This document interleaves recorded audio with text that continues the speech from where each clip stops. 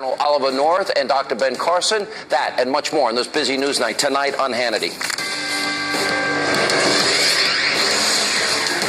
New York and New Jersey bombings. You know what your liberal leaders were telling you? Well, they all said, don't rush to judgment. It's probably not terrorism. No, it's an isolated incident.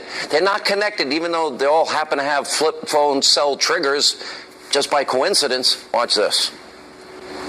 I think it's always wiser to wait until you have information before making conclusions. We're going to be very careful and patient to get to the full truth here. We are not going to jump to conclusions. We're not going to offer you easy answers. We're going to make sure we have all the facts. At this point, and I'd be dubious about speculating on what we don't know. I would ask that the press try to refrain from getting out ahead of the investigation.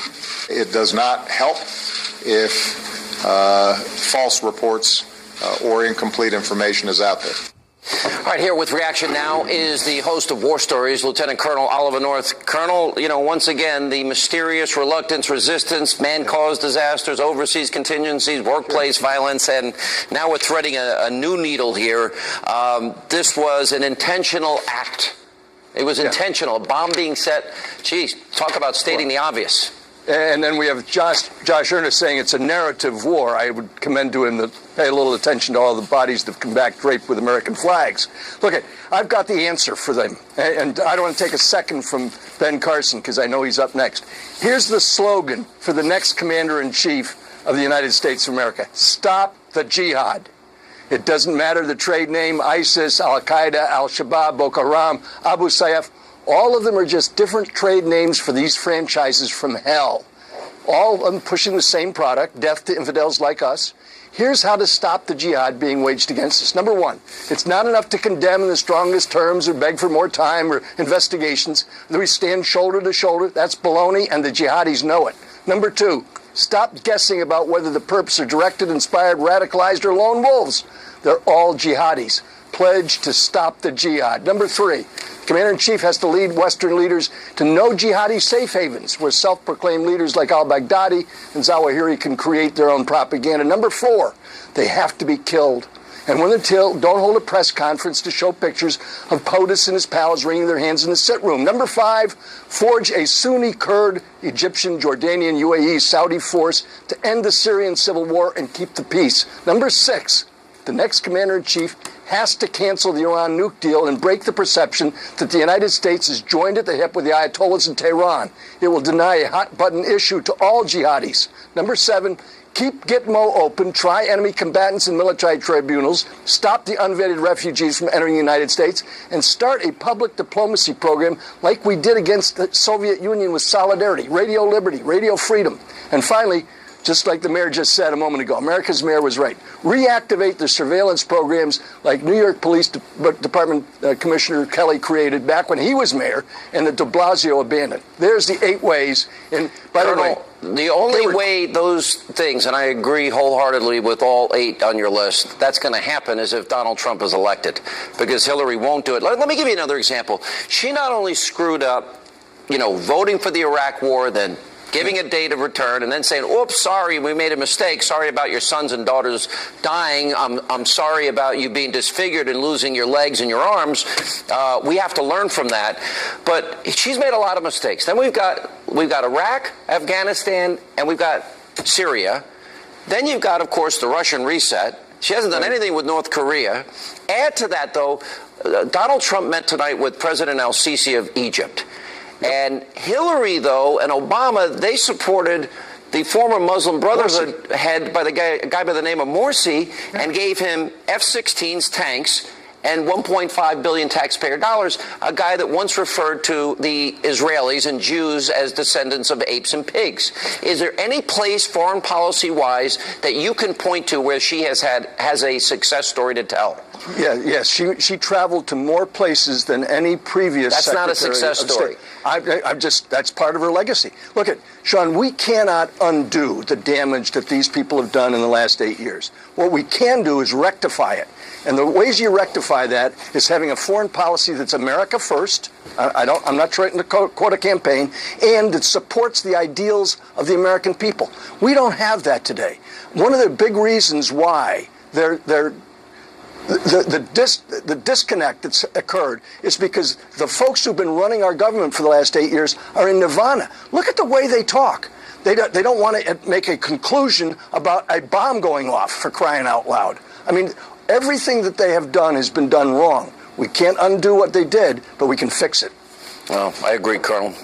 You had it right, I had it right, and they had it wrong. And the Iranian deal is at the heart of the worst decision Absolutely they right. made. Libya second, Iraq and Syria a close first, second, and third, and Egypt another mistake. Thank you, sir. Appreciate it. Bless Safe you, home. brother.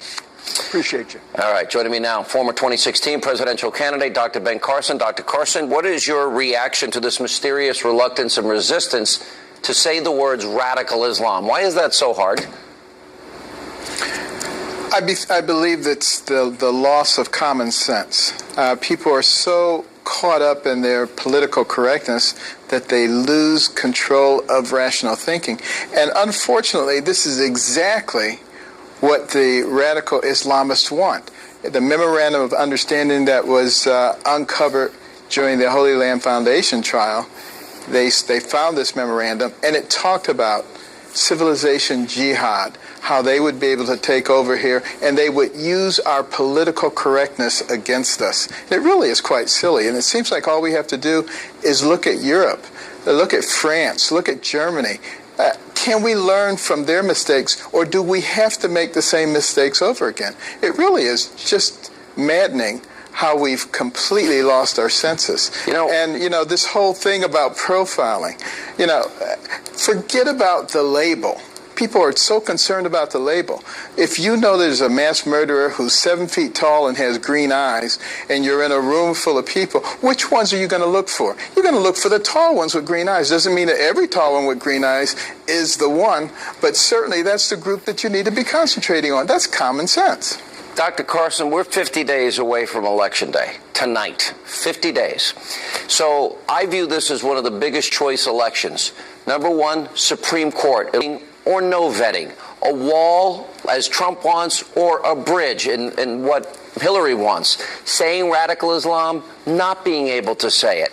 Obamacare, eliminate it, repeal it, replace it, or keep it.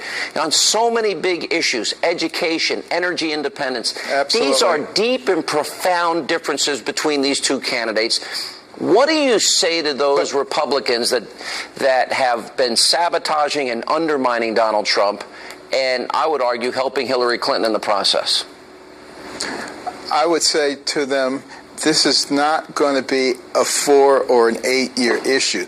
You think that we can just blow through this and Hillary will be okay because she's a known quantity. Wrong.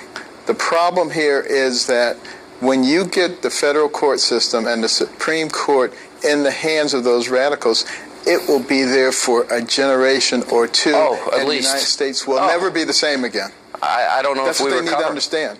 Economic policy, won't raising recover. taxes, cutting taxes, energy independence, education back to the states, or top-down Common Core from Washington, supported by the NEA. Absolutely. It's deep and profound. And it's not a Republican or Democrat issue. This is an American issue. People have got to get beyond that because we're talking about our children. Are we going to see you in Ohio, in Cleveland on Wednesday for our town hall Yes. with Mr. Trump? I will be there. All right, we'll see you there. Dr. Looking Carson, forward to thank it. you. Okay. And coming up next tonight, we'll give you details on that town hall in a few minutes. But up next on Hannity.